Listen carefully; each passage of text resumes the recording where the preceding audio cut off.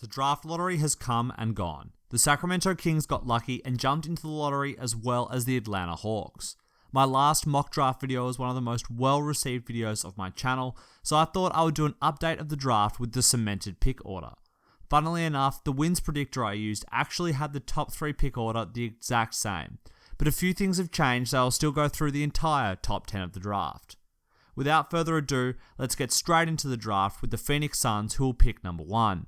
At this point, there are really only 2 players I would even consider at number 1, Luka Dončić and DeAndre Ayton.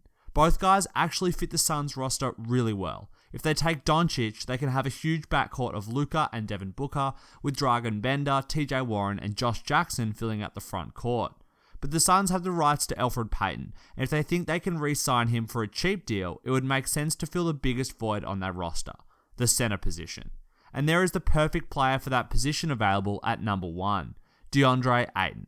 This guy is just absolutely huge, and he appears like a mesh between David Robinson and Karl Malone. He is quick, explosive, and freakishly strong, all whilst not being too heavy and therefore prone to breaking down. Plus, he can shoot the ball from distance, rips down rebounds, and has demonstrated the ability to pass the ball and has great shot blocking capabilities. Now, Ayton isn't the perfect prospect. He seems to struggle with consistent effort at times and doesn't always have the best defensive positioning or effort. Although this seemed to improve in the NCAA tournament when the stakes were higher, and Phoenix will be hoping that he picks this intensity up in the NBA. He fits perfectly with the Suns and would allow them to play 2 wings, Elfrid Payton and Devin Booker, and run a really fast-paced offense. He could clean up the glass, provide interior defense, and score himself from both inside and outside. I think this is really a slam dunk pick, and unless the Suns are absolutely convinced that Doncic is incredible, they should take DeAndre Ayton. But Luka Dončić is incredible, and the Sacramento Kings will likely snatch him up with the second draft pick. The next 3 guys on my draft board are all big men, and the Kings already have quite a few in Willie Cauley-Stein and Skal Labissière, so taking the guard here makes perfect sense. Doncic fits really well alongside Buddy Hield and De'Aaron Fox, and is big enough that he can guard small forwards. This is important as it means that the Kings could hypothetically start all 3 players on the court at the same time. Doncic will provide the 3-point shooting that is needed to create space for guys like Fox to drive. But he can also drive himself, post up, and operate the pick and roll at an incredible efficiency. The pick and roll is what will help the Kings the most. Fox at times could get a little too downhill and struggled to maintain his composure in pick and roll situations. He wasn't the best at hitting Willie for lobs or getting the ball out to shooters like Bogdanovic and Buddy Hield. Doncic is really composed in the half-court setting and is an expert at going around a screen and then re-screening to create further confusion for the defense. He can get into the paint and then hit floaters, make layups, dunk the ball, or he can shoot from the mid-range and from the 3-point line when he comes off a screen. Simply put, he is absolutely lethal in the pick-and-roll setting and is one of the best European players to ever play in the EuroLeague at such a young age. Plus, he is a good defender. What's not to love? And he fits the Kings roster perfectly, and they'll be absolutely stoked that they managed to jump to number 2 in the draft and snag the Slovenian wing. Up next is the Atlanta Hawks. Last mock draft I had them taking Mikal Porter Jr. at number 3, but that was before he came back and didn't look too flash on the court. Now, I still think this isn't the biggest alarm bell and that MPJ is a great prospect, but he is an incredibly risky one compared to some of the other guys that are available at number 3. And for that reason, I wouldn't be surprised to see him slip a little in the draft. But a scoring wing was the perfect prospect for the Hawks, who already have Schroeder, John Collins, and Taurean Prince. But it now appears that Dennis Schroeder will be getting traded as he has deleted everything relating to the Hawks off his social media. This is all pure speculation, but if he is gone, it could open the Hawks up to the prospect of taking Trae Young.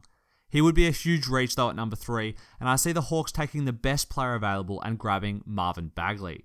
In my last mock draft, an awesome commenter pointed out that Bagley also hasn't been the best defender at the college level, but he has all the tools to put it together if he has the desire and the right coaching. He has also dominated the scoring aspect in college and was simply too long and fast for most defenders. The only concern with taking Bagley is that the Hawks already have John Collins, but I would simply take the best talent available and figure the rest out later. The 2 players can stagger their minutes and only share the floor occasionally. The Hawks have one of the barest chests in the league when it comes to talent after Coach Bud had left, and it looks likely that Schroeder will also. Bagley is a good step towards filling it with talent again, but the Hawks will be praying that one of Ayton or Doncic somehow slip to them. Coming in at number 4 is the Memphis Grizzlies. They'll be bummed that they slipped this far after having the second best lottery odds, but will push forward and try to make the best out of a bad situation. The two players I have them looking at are Jaren Jackson Jr. and Mikal Porter Jr. I had Triple J go at number 7 in my last mock draft, but have readjusted slightly and now think it could potentially go as high as number 4. But I still think the Grizz will take Porter Jr., purely because he has the most upside and fits their roster the best. Memphis still have Conley and Marc Gasol, and taking a scoring wing could give them a trio that could take them back to the playoffs. The Grizzlies would be taking the biggest gamble of the draft by taking MPJ at number 4, but I think he is worth the risk. This is a guy who is nearly 7 foot tall, can shoot, handle the ball, and is a decent defender, and from all sources, a great teammate. He is the closest thing to Kevin Durant available in a draft since KD was drafted himself in 2007. If his back is healthy and he gets into a rhythm after NBA prep, he could be the perfect 3 or 4 to play next to Gasol and would benefit from playing next to veterans like Conley and Marc Gasol himself. The more I think about this pick, the more I like it. And if none of Bagley, Ayton or Doncic slip, I think the Grizzlies will snatch Mikal Porter Jr. up. Next up at number 5 is the Dallas Mavericks, a team that is retooling on the fly in Dirk's final years. They already have Harrison Barnes and Dennis Smith Jr., which is a solid core, and will probably look to add a big man to their roster. I could see them taking Mo Bamba here as they have a tendency to favour defensive, athletic centres, but if I was them, I would be taking the Triple J, Jaren Jackson Jr. Jackson has played less minutes in college than a lot of his peers, and the team that takes him will need to ensure they work on upping his gas tank, but he has a huge amount of potential, being able to shoot threes, finish at the rim, and defend. He averages 3 blocks a game and shoots 44% from 3, which pegs him as the perfect modern NBA big man. I will admit I'm still a little bit less sold on the footage of him, but some people who I really respect told me that they have high opinions of him, and I adjusted my own draft board accordingly. I also think that Jackson has less chance of becoming a bona fide superstar than the guys above him, but then again, none of the guys below him have a better chance than he does, and therefore, he is the right pick for the Dallas Mavericks at number 5. Next up is the Orlando Magic at number 6, and I have the Magic taking Trae Young, the freshman point guard from Oklahoma, who is turning heads with his 3-point shooting, quickness, and passing.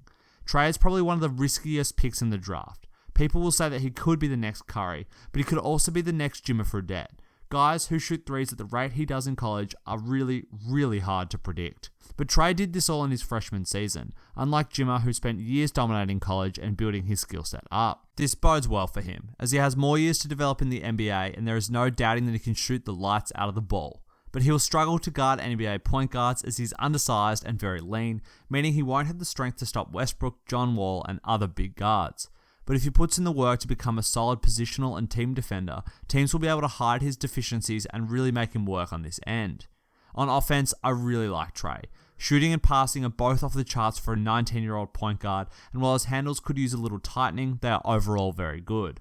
He's a bit slower than Steph in my opinion, and not as good as getting to and finishing in the rim, but this can develop over the next 4 years. At pick number 6, Trae Young has the best chance of becoming a superstar, and if I'm the Magic, I'm re-signing Aaron Gordon and taking the risk with Trae. At number 7, we have the Chicago Bulls.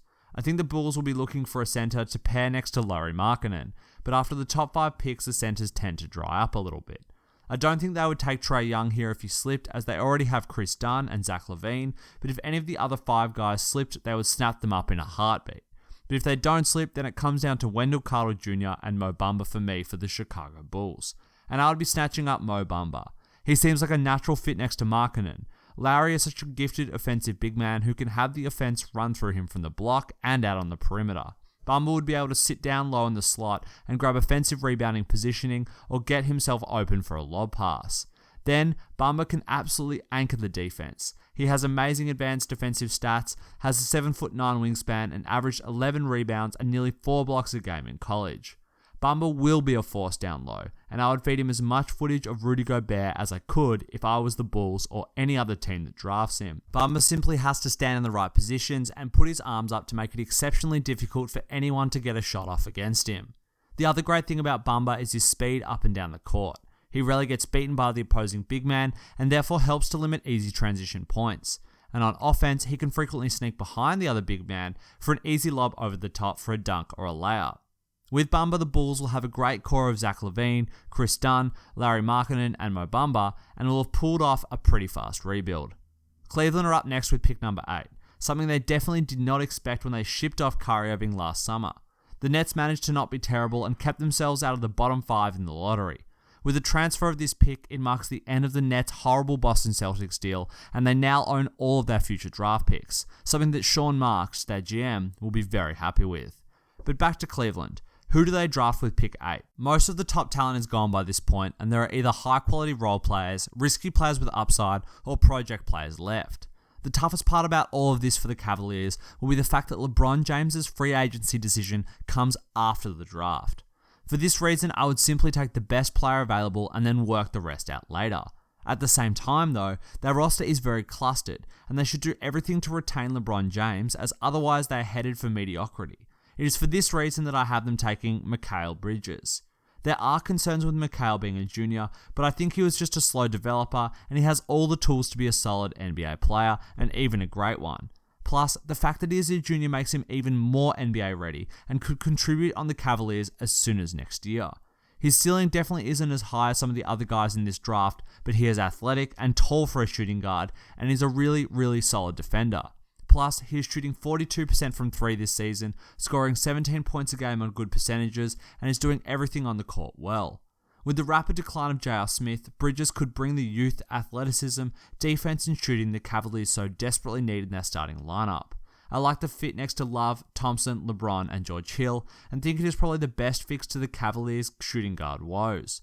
The other pick I could potentially like for the Cavaliers is Wendell Carter Jr. And if they knew LeBron was leaving for sure, I would take him here. But he would struggle to contribute alongside Kevin Love and Tristan Thompson, and there simply wouldn't be enough minutes with LeBron playing at the 4. And for this reason, I think the Cavaliers will look to pick a wing player here and select Mikal Bridges. But at number 9, I have the Knicks taking Wendell Carter Jr. The second freshman big man on Duke, Wendell has played the second fiddle to Marvin Bagley, but he has played it really well and shows a lot of potential as a raw big man. He shot an incredible 56% from the field, 41% from 3, and 74% from the free throw line in his college season. All of these point to a big man who could end up being able to space the floor in the NBA. Then on the defensive end, he has fantastic positioning and timing on his blocks, staying down until the last minute before leaping for the rejection. He's been getting a lot of the tougher offensive assignments to allow Bagley more time to rest down on the offensive end, and he did a really good job at guarding anyone assigned to him. I think the Knicks would see his shooting and finishing ability and his defense, and view him as a fantastic complementary piece to Porzingis for the long term.